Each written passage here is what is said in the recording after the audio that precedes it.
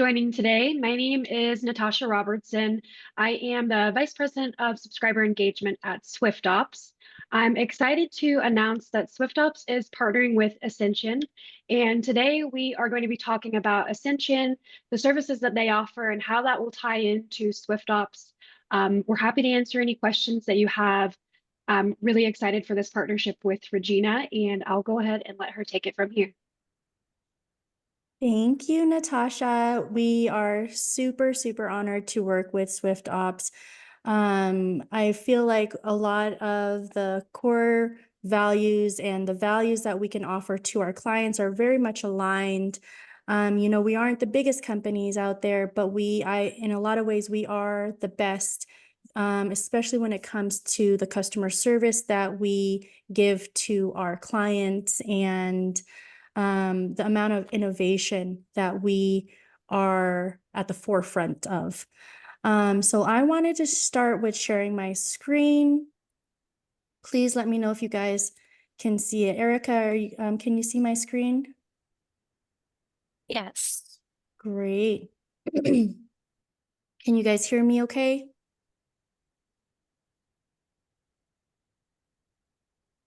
Perfect. Yes. I'll take that as a yes. Thank you. So I always like to start my presentation with a little bit of a story, because I feel like this is very relatable to a lot of the people on this call, and you guys probably know a lot of people that have gone through this same thing. So in 2020, I started a healthcare company in Denver, Colorado. Again, that's where I'm from, and as you know, when you're an executive level or an owner, you're the one wearing a lot of the hats. You're the one doing everything. Everything is on your plate, especially in those first few years.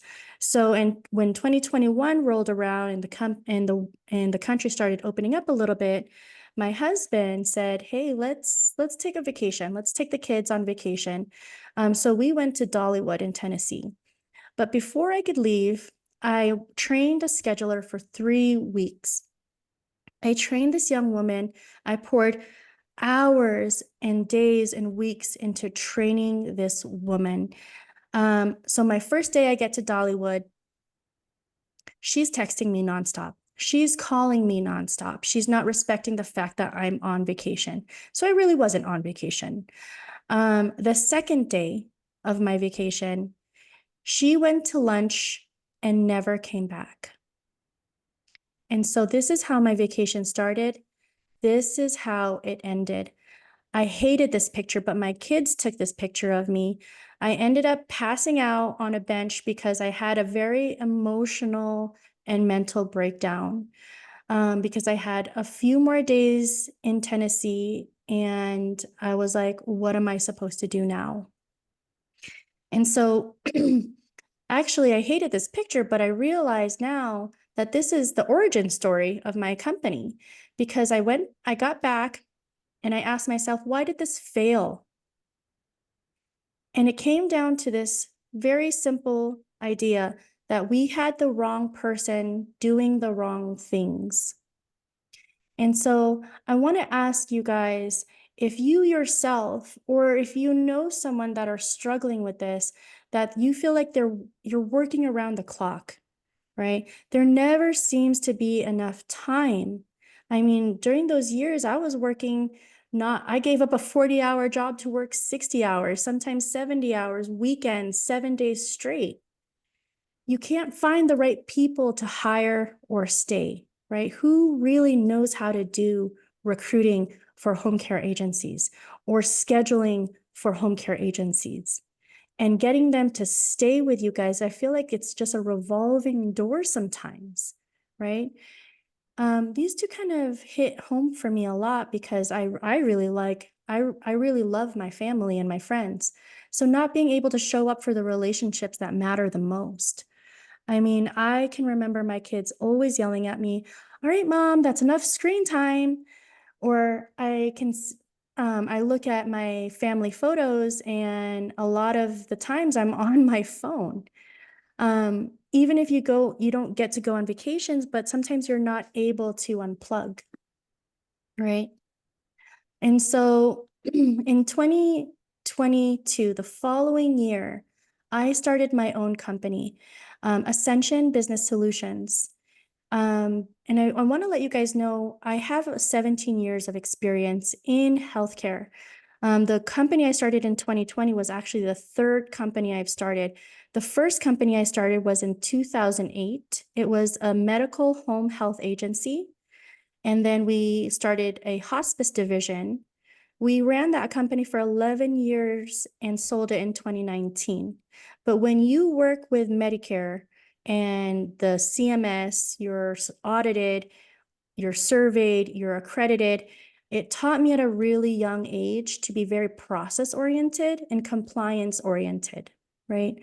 And so that's what I bring to the table. That is what I teach to my virtual assistants. I've been featured in the Care Switch podcast. It's one of the #1 podcasts in America for home care agencies because I think this is a great point. There is no university for home care. We're all just trying to figure it out, right? I've been featured in the Home Care Evolution magazine from Mr. Steve the Hurricane Weiss. I've been in his magazine, his latest edition. And I really feel like it's because we bring a wealth of knowledge. We really are at the forefront of how to leverage virtual assistants specifically for home care and healthcare companies. And so I work with about 52 different agencies across the country. We're in talks with some agencies in Canada and in the UK, which we're super excited about. But I want to say not 85% of the companies I work with are home care. We do work with some telehealth providers, wound care specialists, PCP groups, some recruiting agencies. We are approved vendors by Always Best Care, Senior Home Care, Touching Hearts at Home, and Senior Helpers. So the reason why I say that is because to be an approved vendor, the franchise heavily vets you. They dig through your operations with a fine comb. They look into you. Sorry. And what that means is that we were able to show them that we are HIPAA compliant, that we do have cybersecurity measures, and that we understand the systems and the processes that they use. So when I built my company, when I built my company, again, it was you have to have the right people doing the right thing. If you want to grow your company, you have to get out of working in your business to being able to work on your business. And Vicky, you were talking a lot about streamlining operations, right? But who does that? Who helps streamline operations? Gary, your recruiters here, and we talked heavily about recruiting, right? And, SwyftOps, we have this relationship because we talk about data migration. But again, you have to have the right people to do the right thing. So let's tackle the first part of the equation, the right people, right? So when you hire a virtual assistant from us, you are getting the best of the best because that is who we hire. They have to have a bachelor's degree. That is a bare minimum requirement. Just FYI, your virtual assistants are in the Philippines. So I'm going to use virtual assistant with VA, and please don't get that confused with the Veterans Affairs because that happens a lot. This is not AI. This is not a bot. These are actual people that are assigned to your company. And so I hire only people with bachelor's degrees, because the Philippines was a territory of America after World War II. And during that time, the governments decided that we are going to teach our curriculum in English. And so by the time they have their bachelor's degree, they have been speaking English on a very consistent basis since they were little kids. That's why the Philippines is the #1 country for outsourcing people, because our English is really, really good with very, very little accent. That's why I cannot hire from Colombia or Pakistan or India. Even though they're speaking perfect English, the accent is too heavy. We're also looking at their resumes and transcripts to look for the top GPAs, because for us, that's a good indicator of good commitment, discipline. We often hire people that have cum laudes, dean's listers. We have people that even have their master's degrees working for us. So these people are great at communication. We are obsessed with communication. Maybe I'm obsessed with communication because I was taught, again, at a very young age that if you didn't document it, it didn't happen, right? If a surveyor came in and they can't see what you're doing for their patients, they will not pay you. They will take money back that they've already paid you. And so communication is so very important to us. Goal achievers. Why is being a goal achiever important to us? Because what is a good indicator of future success is past success. So again, we're looking for people that have been awarded top performers, that have been promoted several times, that have management and leadership skills, right? And so one of my clients was like, Regina, you have assigned me a guy that has a master's degree in engineering to lead my on-call team. Isn't he overly qualified? And I said, why not? Why not allow those people to be part of your team, right? Again, having the right people. Very tech savvy, and I'll show you guys what we mean by this, right? We don't just use the systems that you give us. We really try to learn it so we can use it to its maximum functionality. So a lot of times people are paying for things like pre-intent, career plug, Viventium, but they're not actually using it the way it was made for. But that's what we do. We really want to hone in on mastering the systems and processes that you guys give us. Also, they're very adaptable. Why is this important? Because you have to meet people where they're at and to serve them accordingly.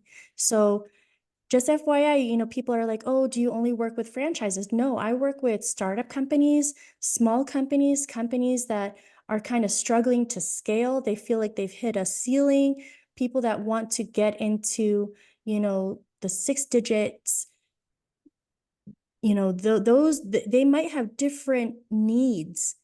And so we don't want to be so rigid that we can't best serve our clients.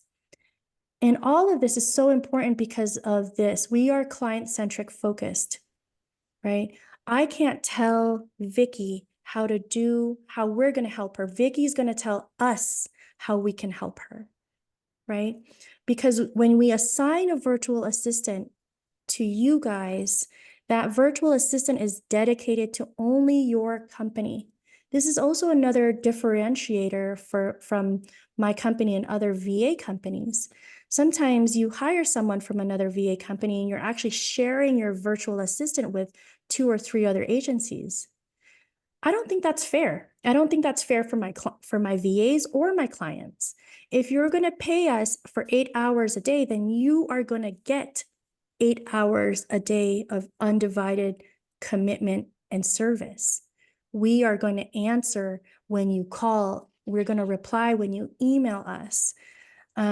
So again, I find the best of the best, and then I take it a step further and I make them even better. And how do I do that? We train them for 80 hours up front. This is something that I don't think any other virtual assistant company is doing, and they're not doing it as well as we are.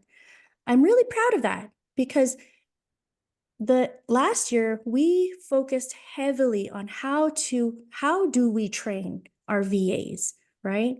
We use all these resources like Home Care U, all these podcasts, all these articles, all these coaches and materials, and we've combined that so that way we can teach your VAs how to be effective at their job. We're going to teach them, why is home health different from home care? Why do you need to call a hospice nurse instead of 911? Why is a caregiver different than a CNA? What are the different skills that a CNA can do that a caregiver cannot do? Even your client demographics, we're very familiar with what that looks like, meaning what is Alzheimer's and dementia? How do you transfer a patient, right? Because if you hired us to be recruiting, how will we know what a good answer is if we don't have that baseline knowledge? But time is money. I want to train your VAs up front so that way your team can focus on your inner office processes that, of course, I won't have any idea what those look like. So your VA is going to come about 50% trained before day one. So that means we know how to use SwyftOps because we've been focusing on understanding SwyftOps for the past, I want to say, month or two, right? We know how to use Indeed and LinkedIn and MyCNA Jobs to recruit. We know how to use DocuSign and Viventium to track and upload documents. But I want to be honest with you guys, 50% trained, it's up to you and your company to get us to 100%. This is not a plug and play system. But how do we get you guys to 100%? We also have a very streamlined approach to that too. Because not a lot of people have used a virtual assistant. Virtual assistant is an emerging trend in healthcare in America right now. So we will handhold and facilitate the onboarding process. Even before you guys start with us, we're going to send you what we call a request for initial information. What territory do you cover? Who's on your team? What systems do you use? And the logins that we are going to need. How do you answer all these different questions? How do you want us to answer these questions, right? So we're gathering all of that information up front. Then the first week is going to be facilitated by a success manager. Your success manager is going to handhold this entire process. He's going to make sure that your VA and your team are integrating fast. Again, time is money, right? But we also teach your team how to delegate because we're realizing that delegation is not a natural skill, but it's so necessary, right? Because you can't grow unless you hand off things. You know, as an executive, as the owners, we should only be making the hardest decisions. Everything else, our team needs to be figuring it out. So that way we have the bandwidth to do what really matters. So delegation, we teach them how to have a tight feedback loop. The tight feedback loop means giving us feedback with clearly, concisely, and often. We don't want you guys to wait 2 to 3 weeks to tell us that, hey, you know what? I think we should change the way that we recruit. I think we should change the opening spiel, the script that the VA is using. You know, those are things necessary because we need to fine tune the process that's been assigned to us. And then the last thing, and one of the most important things that we do is we teach how to let go. If we can take recruiting off of your plate and we are showing you that we know how to do it, then it's time to let go. Sometimes people are like, well, you know, recruiting's my baby. It's been my baby for a year now. I don't want to let it go. But let me show you how we can show you guys. This is probably the juiciest part of what we do. So again, having the right people. This is the second part of the equation, doing the right things. How do you know we're doing the right things, right?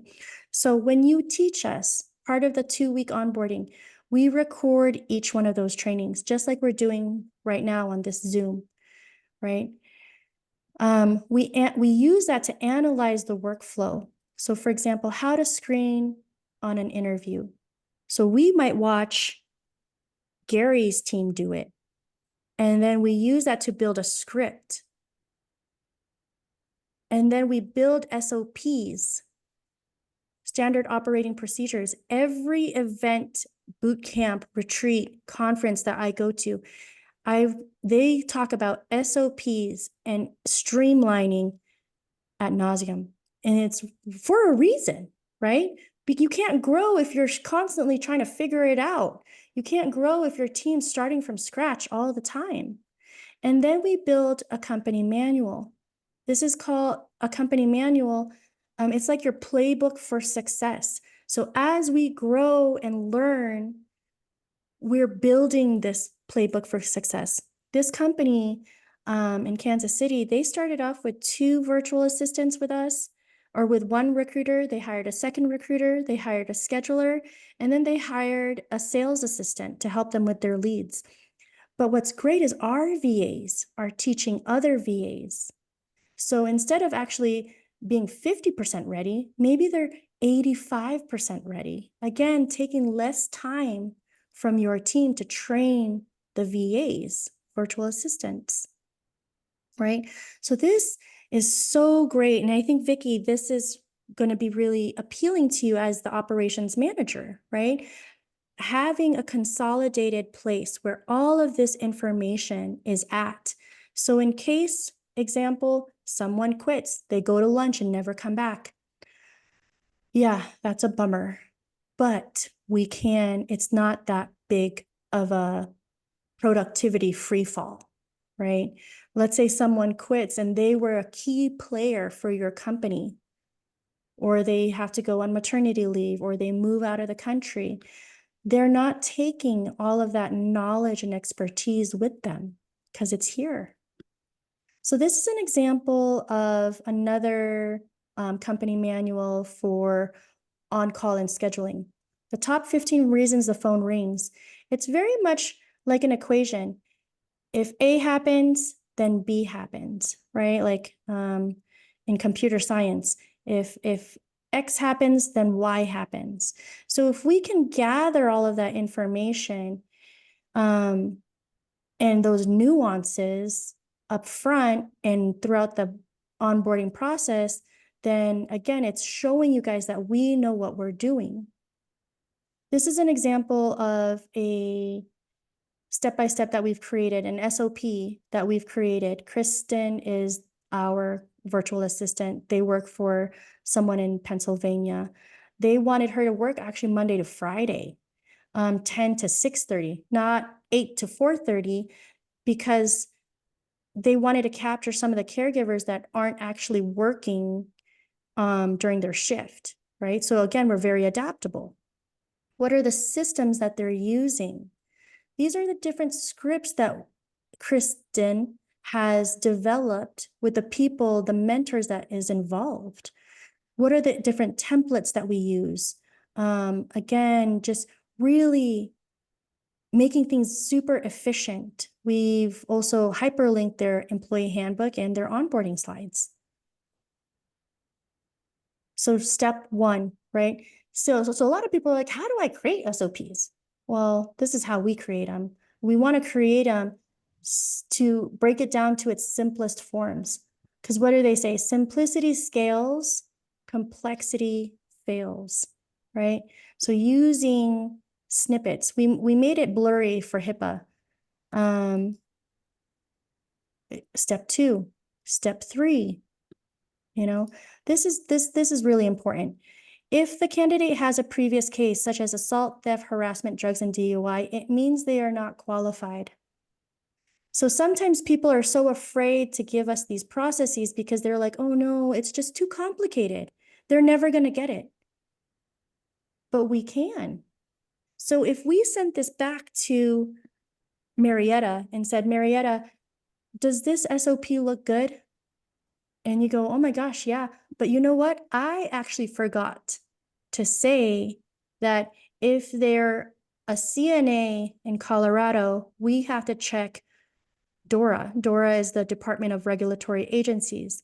We need to make sure that the person does have a CNA license and that there's nothing negative against their license. So let's add that as a step 8. Cool. Okay, Marietta, does this look good now? And you go, you got it. You got it, right? And so again, you have the right people doing the right things. You guys, I've had consultants have to make SOPs for companies, and we paid them tens of thousands of dollars to do what we do starting day 1. So there's so much value in what we do. Again, letting go. How do you guys know when to let go? So if you were to hire someone in-house, right? When do you typically do your performance evaluations? Maybe 3 months, 6 months? We do it at 3 weeks. We call it a 3-week calibration meeting. And so Reggie, who is your success manager, wonderful, wonderful man. Thank God for him every day. And your virtual assistant, you're the owner, and maybe your recruiter or your scheduler or your ops manager. We're going to have a Zoom meeting like this, and your VA is going to have the stage. He's going to do an oral presentation,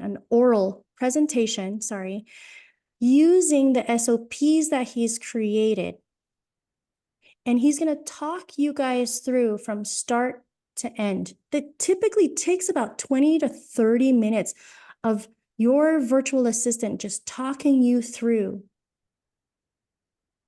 the process. And what that does is it goes, oh my goodness, you got this. You got this. I'm so stoked.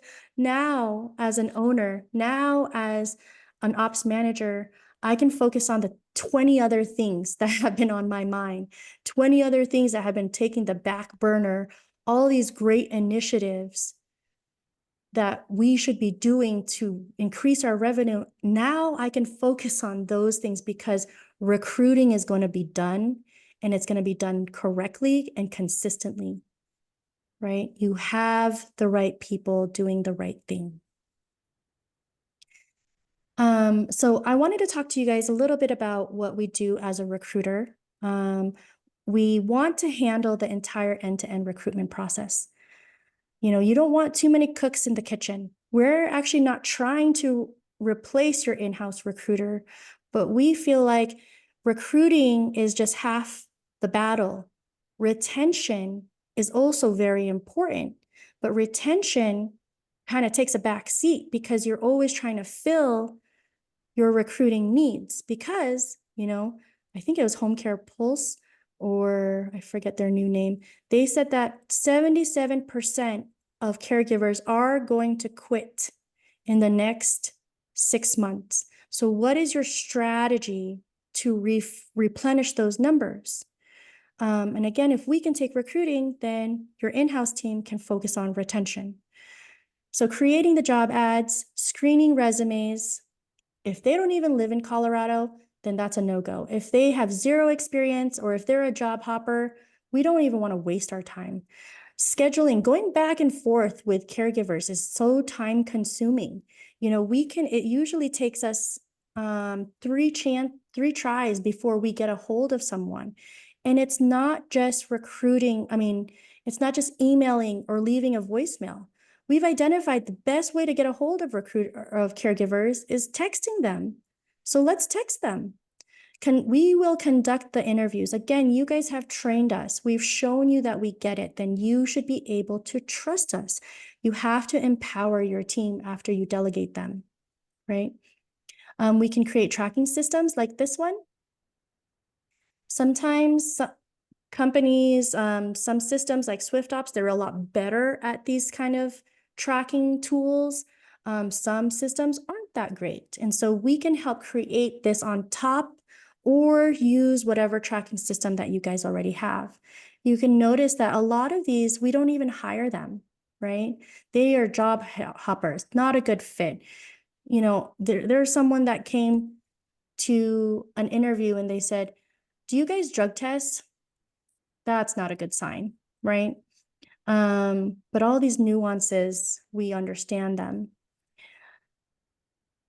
We can send the paperwork, you know, and follow up.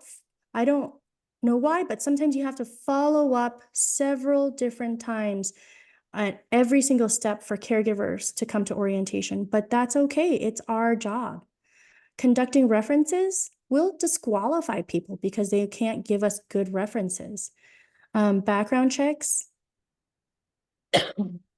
Again, if they're a CNA, we want to make sure that they are a CNA and they don't have like crazy things like diversion where they're stealing meds from people. This is a really big one. Gathering and uploading all HR necessary paperwork. So we say that compliance starts at recruiting. So if you tell us everybody has to have their I-9 documents, Social Security, driver's license, passport, their CPR, TB test, flu vaccine, auto insurance, whatever you tell us we need to gather, then that's what we'll gather and we will upload it into the system. We actually did an HR audit on one of our clients and we discovered that about 80% of them didn't even have an I-9 completed. And we discovered about 100% of them were non-compliant with their HR file. And they work with the VA, the Veterans Affairs, and they work with Medicaid. So if a surveyor were to come in, they would be in big trouble. So that's actually something else that we help them with, is doing an HR audit and gathering those HR documents until they are 100% compliant, right? And then if and only if they will say, "Hey, Gary, we have 5 new caregivers coming to orientation." And this is typically where we'll hand off, right? We can't do orientation. I mean, we can do parts of orientation, but I feel like best practices is for the in-house team to handle that. This is an example of another tracking system that we've created. Again, this is all in a company manual, right? The processes are here, the templates are here. So do they have their offer letter completely signed? Did we do a background check? Did we check their license?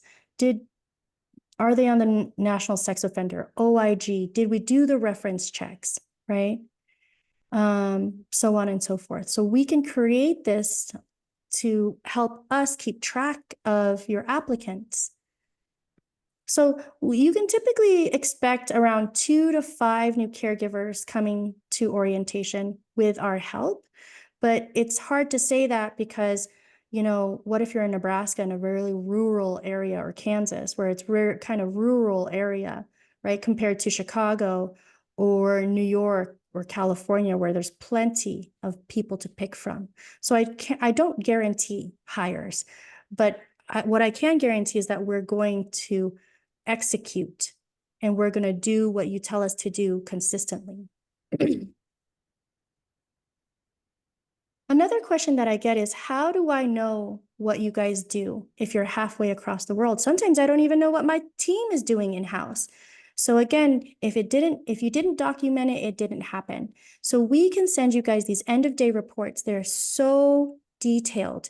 We can send it to your operations manager, your HR recruiter, your marketer even, right? Because we want to create synergies too. You can see here that this VA had 9 interviews scheduled, right? He used pre-intent to reach out to all of these people. He had 9 candidates come to orientation on July 25th and 26th. And this is, again, still the same end of day report. He's joining the morning meeting huddles. If you don't have one, I highly suggest creating a meeting huddle. Sometimes they're only 5 minutes, 10 minutes long.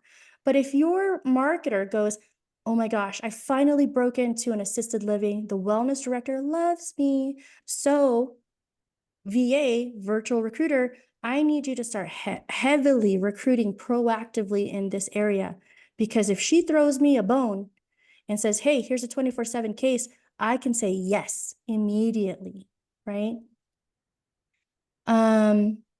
We can also do scheduling. Again, the full gamut of what an in-house scheduler can do, we should be able to do. Sometimes they say, well, how do you build relationships? You get to know them. You have to have an intimate awareness of your clients' needs, preferences, and vice versa with your caregivers, right? They have to be firm, but also gentle at the same time. They have to know, do you guys have an Uber account so we can fill a shift or get someone to their shift? If there's an open shift, a last minute call out, what are the different incentives that we're allowed to provide to fill those shifts, right? Again, getting these nuances out of your brain and onto paper. We're available to cover weekends, holidays, and nights. So we do on-call as well. This is an example of an on-call manual that we've created, tracking system. You can see here, she's probably doing the morning shift, right? 12:46 a.m. to 4, all the way throughout the morning. Who called? Is it a client, caregiver? And what did we do to resolve those issues? You guys, we are not an answering service. We are actively responding and resolving issues as your on-call team, because they're trained to be schedulers, right? And so we don't want to go up to you and be like, hey, Chris, here's 14 call outs. Happy Monday, goodbye. No, we want to answer and resolve those issues. This is another example of how we can increase coordinations. We send these emails to caregivers that accept a shift. Hey, Jennifer, thanks for accepting the shift. This is when, this is where, this is how much you're going to get paid, right? The patient's bedbound. This is the door code. They don't have cats. You can see here client medical history. The patient's on hospice. That means if something happens to the patient, you don't call 911. You have to call the hospice nurse. So we're nearing the end of my presentation. I want to tell you guys the 6 ways that people typically use home care virtual assistants. And again, even Marietta, I know you're not in home care, but these are some of the ways that healthcare companies use us. Virtual recruiter is number 1. That's probably the number 1 thing we're really, really good at, because we've been doing it since 2022. On call and after hours. I mean, how great would it be if you could hire people in-house and say, you don't actually have to do on call anymore. We got you. Scheduling is one of the hardest positions. It's kind of the pain in the butt, right? No one really wants to do that. Sales assistant, helping build newsletters and following up with emails once an assessment is done, capturing your leads. If someone calls you guys because you pay for these leads, who's answering that? And who's guiding them to do an in-home assessment? Intake, data migration is one of the biggest ways that we support SwyftOps. So if you are on a company on a system right now that you might not like, but you have 5 to 7 years of data, don't worry, we can take that on and you guys can continue as business as usual. So this is really important. How much does this cost? If you were to hire someone in America, we use Greater Chicago because it's very on par with the national average. It's about $56,000 a year, but a lot of times people forget payroll, taxes, just taxes, unemployment insurance, right? Benefits, PTO, sick time off, holiday pay, dental, vision, 401k. The cost of hiring, recruiting, and training, managing, giving them a laptop, giving them a Ring Central or a VoIP system, right? Overhead. I take care of all of that. Again, I train your VAs for 80 hours. I give them a laptop that is work purpose only, and I track that laptop. I know what time they clock in and clock out, what systems, what websites they're on, how long they're on those websites. If they're idle for more than 30 minutes, and notifies their team leads. And we train them throughout the year, right? I give them crazy good benefits from the time that they're hired with me to their first year anniversary. They get a 37.5% increase in their pay. Because why? If you want the best people, you have to pay them the best and you have to treat them the best. And it's really important to me. You know, I feel like I'm a social justice warrior. I'm not here to exploit my own people. I want to give them this wonderful, great opportunity that is hard to find in the Philippines. So, but at the same time, they're working so hard because this is a great opportunity that they cannot pass up. And so all in all, if you compared 78,000 to 32,000, that's a savings of about $46,000. Can you imagine what you guys can do with $46,000? What initiatives you guys can get into, maybe allocating more of that into your business development and marketing, right? And again, this is per hire. Going back to some of my clients that have 4 or 5 different VAs running their entire back office, you know, that company in Kansas City, we're probably saving him close to $250,000 every single year. And again, these are such high quality people. And so, you know, I want to end this letting you guys know I'm happy. I'm no longer crying on a bench in Tennessee. My husband's happier. My kids are happier. I can grow my company because I have the smartest people working with me. My virtual assistants have helped me grow my company 638% from last year because I have the right people doing the right thing, right? And so I want to ask you guys, what would you do with more money, with more time? How would you show up in life if you were less stressed out? And so I'll end it there and ask everyone and kind of open up the door or open up the panel to any questions. You guys can feel free to put them in the chat or ask any questions. Hi, Elizabeth.